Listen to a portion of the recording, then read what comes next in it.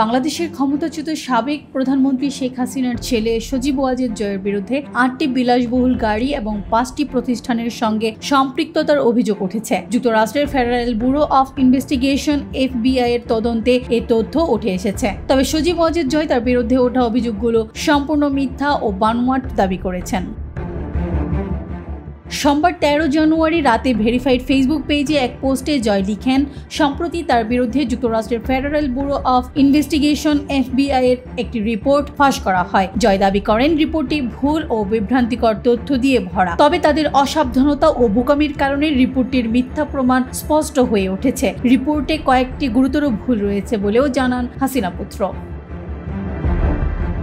FBI এর তদন্তে জানা গেছে, হাসিনা ও জয় যুক্তরাষ্ট্র এবং যুক্তরাজ্যে $30 কোটি প্রায় 3,600 কোটি টাকা পাচার করেছেন। মার্কিন গোয়েন্দা সংস্থাটি দাবি করেছে তারা জয়ের আর্থিক কর্মকাণ্ডে উল্লেখযোগ্য অনিয়ম উদ্ঘাটন করেছে। FBI এর অনুসন্ধানের ভিত্তিতে বাংলাদেশের দুর্নীতি দমন কমিশন 2024 সালের 22 ডিসেম্বর হাসিনা ও জয়ের বিরুদ্ধে যুক্তরাষ্ট্র ও যুক্তরাজ্যে $300 মিলিয়ন পাচারের অভিযোগের তদন্ত শুরু করে।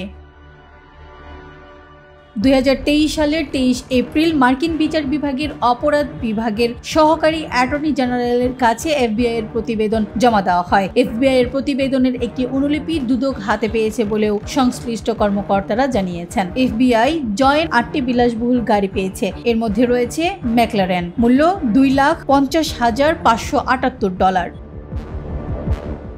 মার্সিডিজ বেঞ্জ AMG GT, মূল্য $1,09,806, SL শ্রেণীর মার্সিডিজ বেঞ্জ $73,570, লেক্সাস GX, মূল্য $30,182, রেঞ্জ রোভার, মূল্য $37,586, জিপ গ্র্যান্ড চেরোকি $7,491 এবং গ্র্যান্ড চেরোকি $4,477।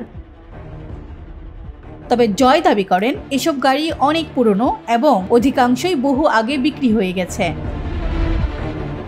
ঠিকানা নিউজ ডেস্ক রিপোর্ট।